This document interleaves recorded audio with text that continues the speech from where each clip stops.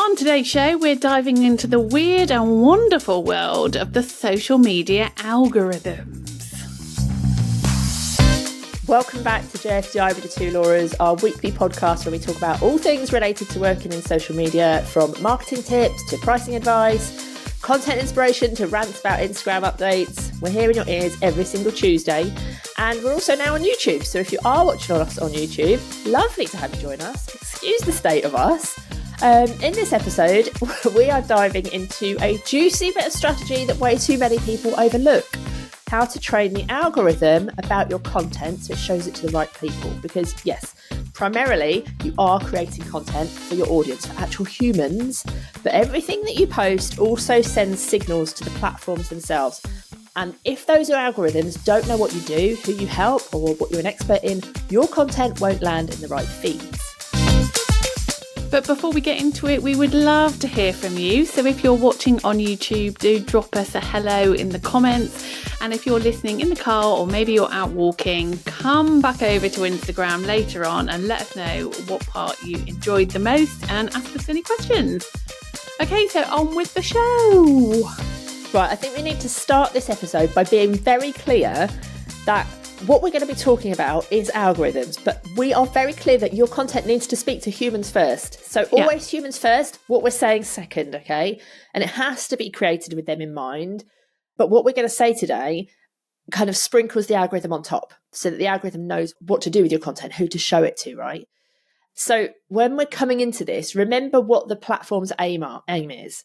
All of the platforms, whether it's a Meta platform, LinkedIn, TikTok, wherever it is, their aim is to get people to go onto their apps. That's their first aim. Second one is to get people to stay on those apps for as long as possible. Because when people do that, they generate ad revenue. It's how they make their money, right?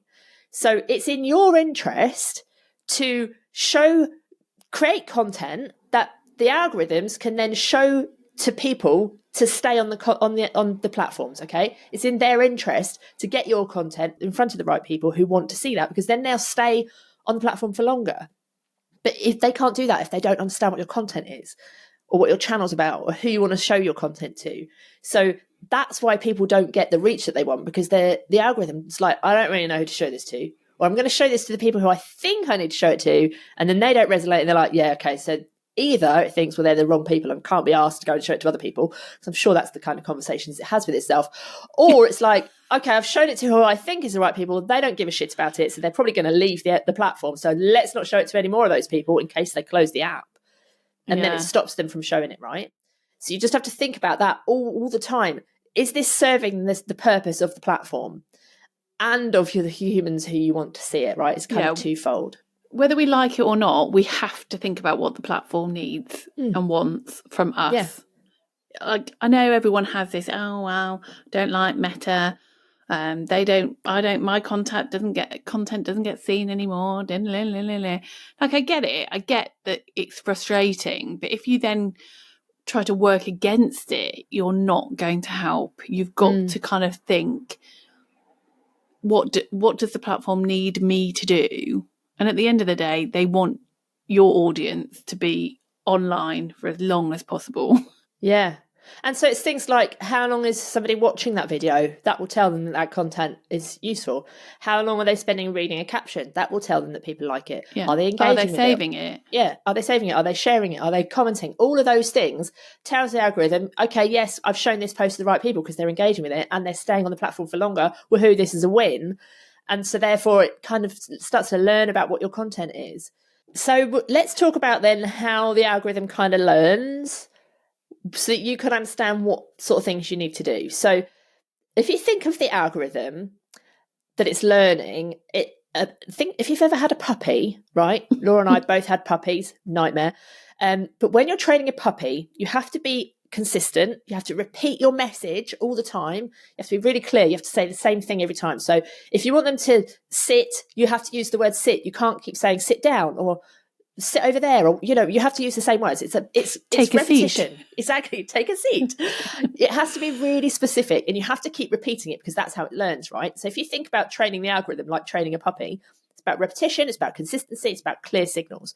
And every single post that you put out, whether it's a single image, a carousel, a reel, a story, a TikTok, a just a text-based, whatever it is, every single thing that you do is sending a signal. So if it's different every single time, it's like, I don't know what the hell you're going on about. And it gets really confused, has no idea what your content is about. And so then it goes and pees on the carpet, or in algorithm terms, it kind of shows your content to the wrong people or to no people. Yeah, which is obviously even worse. So you have to do these things. You have to be really specific. And this is why in last week's episode, when we were talking about niching, we were saying that it makes it really easy for you to create your content because you can keep repeating the same things. You can keep being really consistent. Your content's really clear, which is great for the humans looking at it because they know it's for them. But it's also really important for the algorithm. And if you missed last week's episode, by the way, go back and listen to that. That was all about how to be more consistent and more clear in your messaging, and like in a niche kind of way. So definitely have a listen to that one again. Okay, so let's think, what does the algorithm actually learn from? So what is it kind of looking at? And one of the main things is obviously your keywords in your captions. And this is why, one of the reasons why we will always say you have to speak to a particular niche. You know, primarily that you do that because you want the person on their phone to identify that, yes, they fall into that category. I'm now going to consume this content. But also it is telling the algorithm so it knows who else to show your content to. So the keywords has this kind of two-pronged approach, really. It's why we always say social media managers. So not only do when you see that piece of content, you go, okay, this piece of content is for me, or it will also mean that the algorithm knows that where you've all got social media managers in your bio, it means that the algorithm knows, okay, this content is for those people. So those keywords are so important. And it's not about keyword stuffing, which we see a lot, or putting loads of just keywords in a list at the end of your post. It's absolutely not about that. It's just about making sure that in your captions, you are finding a way to naturally weave those keywords into what you're trying to say. Yeah, and I think a lot of people think that keywords are just so you can be found in search. And it is so you can be found in search. Like that is another added bonus. But they're two separate things, right? And they're two separate brilliant things. So if you're not using the keywords, you can't be found in search. But also if you're not using the keywords, the algorithm has no idea what the content is about. And keywords are not just in your caption. They can be in your video hooks, the text that's on the screen, anything that you've put like as text on a photo maybe, the captions. So like when you're recording a video, the words that you say, and then they're in the captions, like the transcript. It's all of those sorts of words that will help the algorithm to understand what it does. But it's not just the words themselves, like literally the letters. It's what's in those photos and those videos just as much as that text.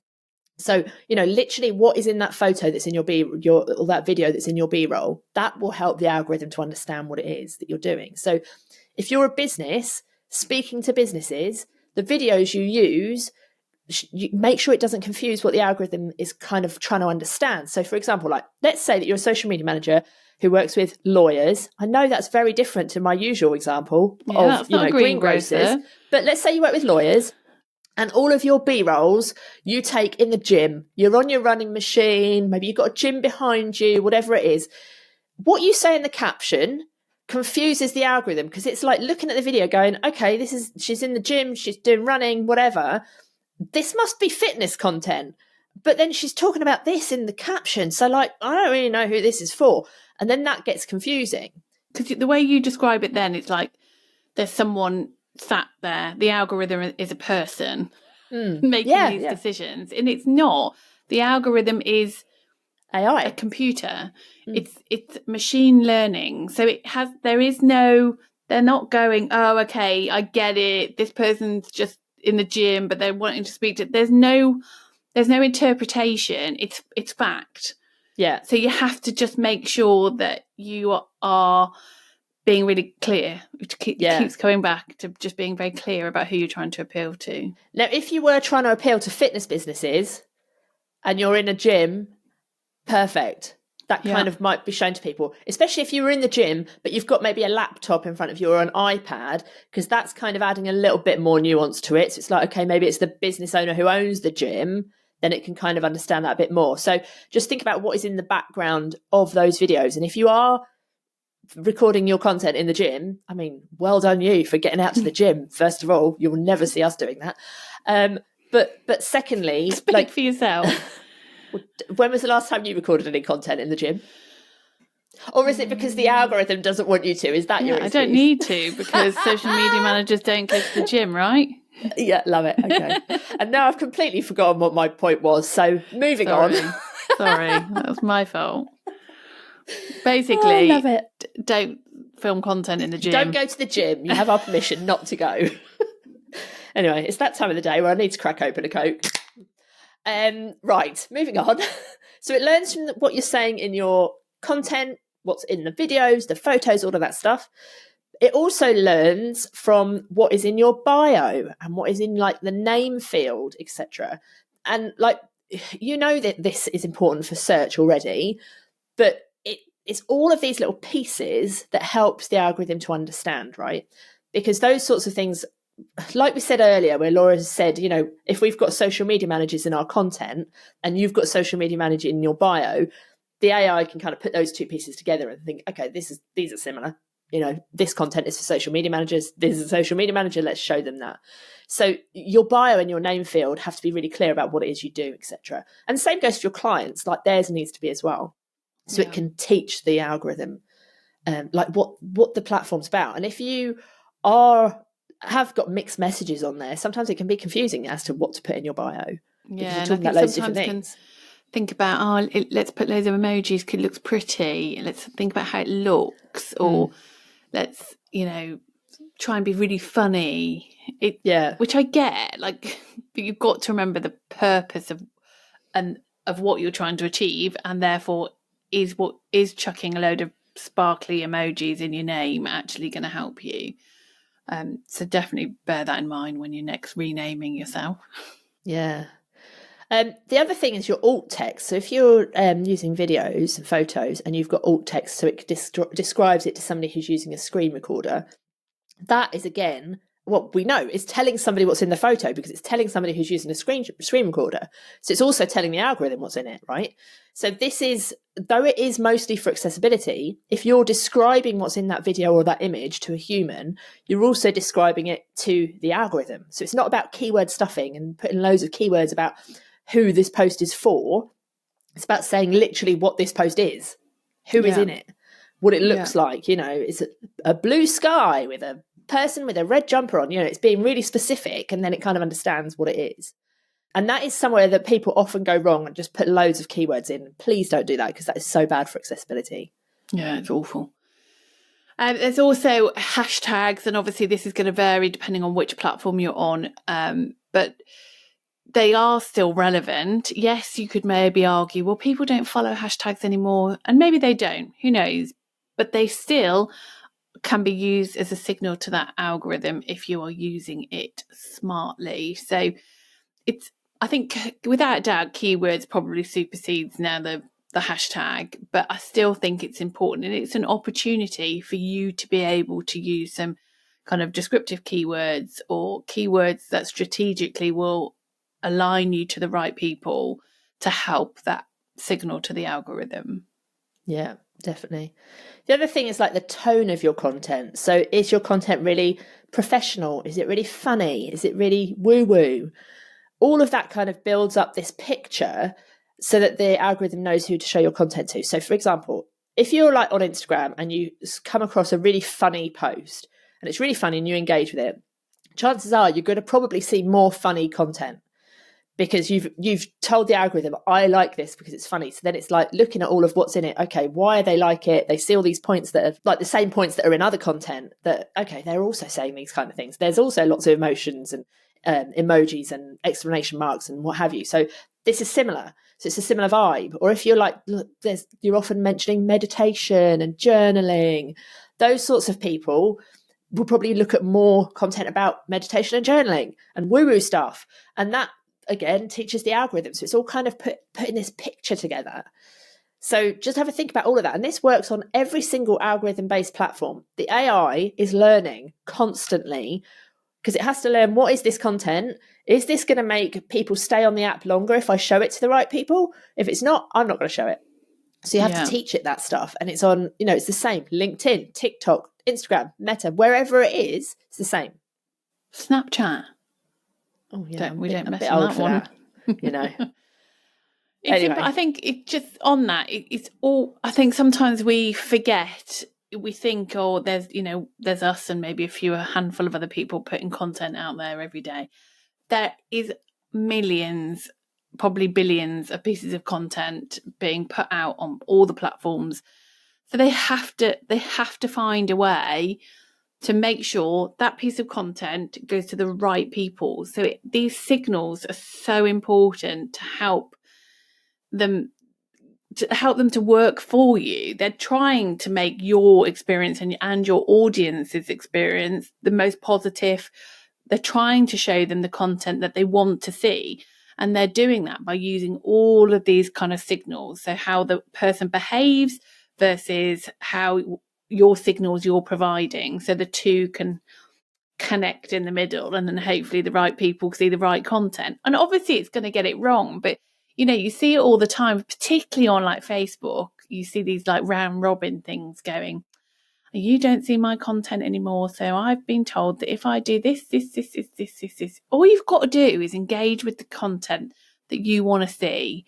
Yes, there are more ads probably than before, but the general message is if people are engaging with the content they want to see, you want your content therefore to show up. So if they've engaged with something about social media, you want yours to be the next one they see. You want your signals to be going to the algorithm. Hey, that person who's just engaged with social media, I want to be next. So you need to constantly be thinking how you can get yourself in front of these new people.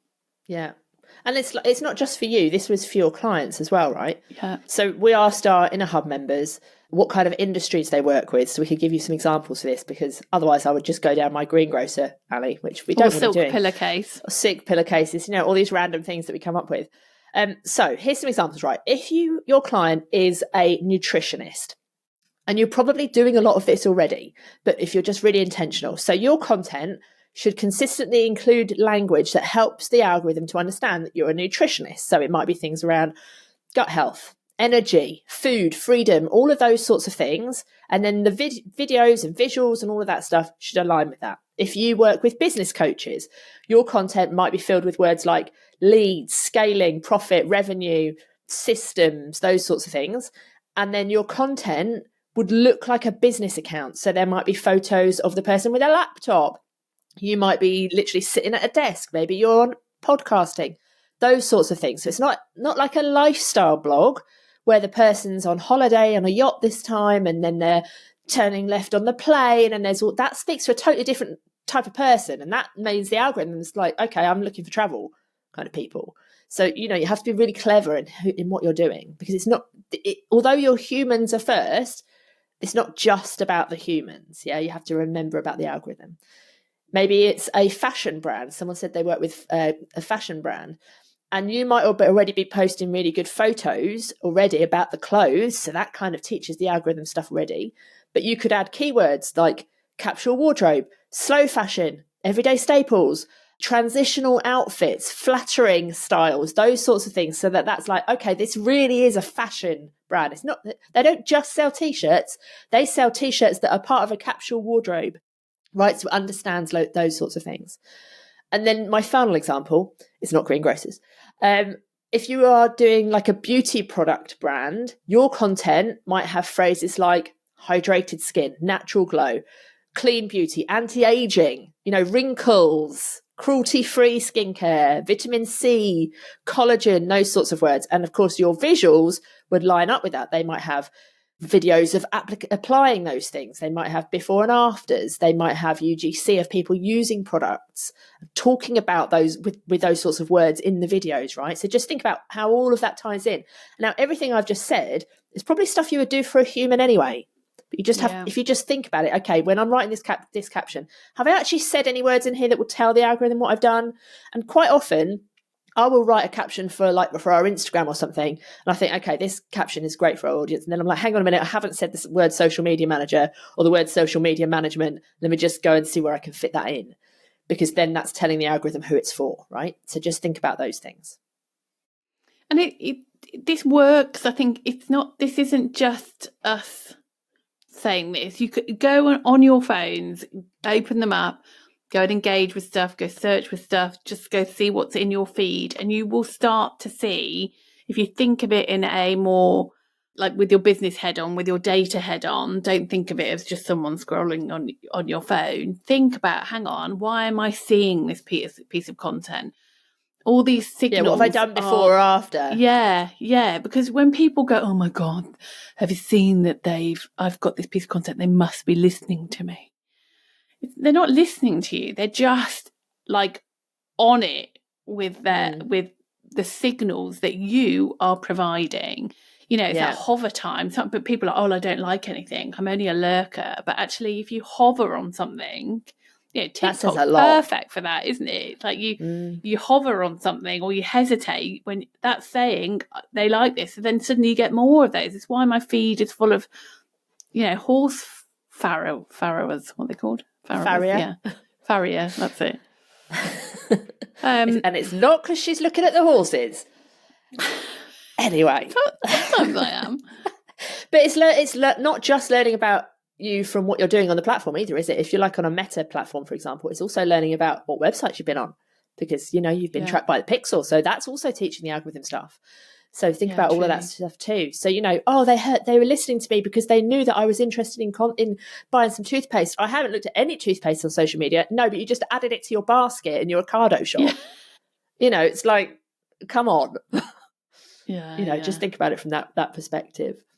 And look, like variety does kind of matter in your content, because you don't want to just repeat the same single thing every single time with the same photo, etc. You need to say things in, different ways, different messages, because that obviously from a human perspective, people need to see things lots of different times in lots of different ways, lots of different formats. Yeah, but also from a data perspective, you should be testing. Yeah, exactly.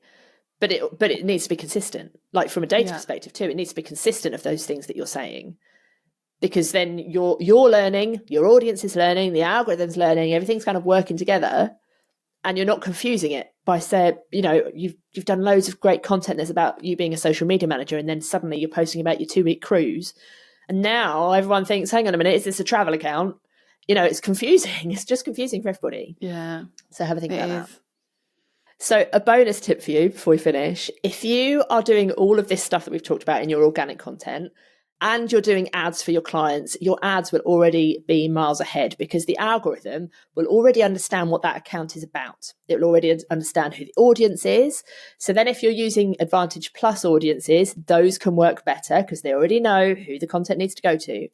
And you can use everything that we've just said about what's in the videos, what's in the text, etc., in the ads as well, to help the AI learn from your ads as well as your organic content. So think about that as well.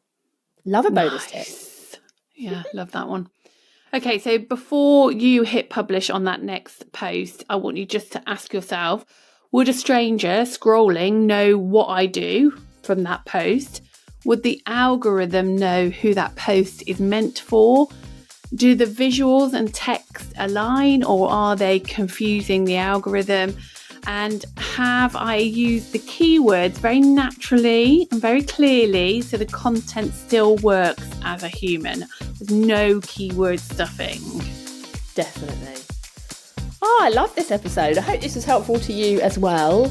Drop any comments below, questions below if you're watching on YouTube. Dive into our DMs if you are listening on your podcast player, and ask us anything. We love talking about all this stuff. Yes, we're human first, like in terms of content, but the algorithm's so fascinating. Always happy to chat about it. And hit subscribe wherever you're listening to us as well, because we will be back same time, same place next week with something just as riveting, which I can't tell you what it is yet. Mostly because I don't know. Don't know. Anyway, that's that all for right. us. See you next week. Toodles! Au revoir.